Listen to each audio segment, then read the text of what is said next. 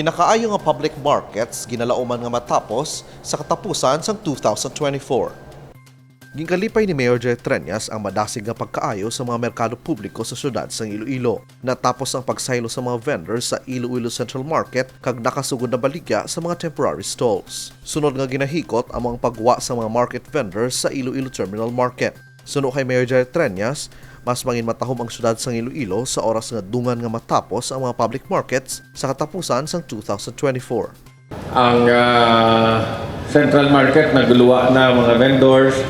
Sini nga semana siguro ma-finalize na ang pagwa sa supermarket. Kag by 2024 matapos na tanan atong markets. We will see a more beautiful Iloilo City by then. No?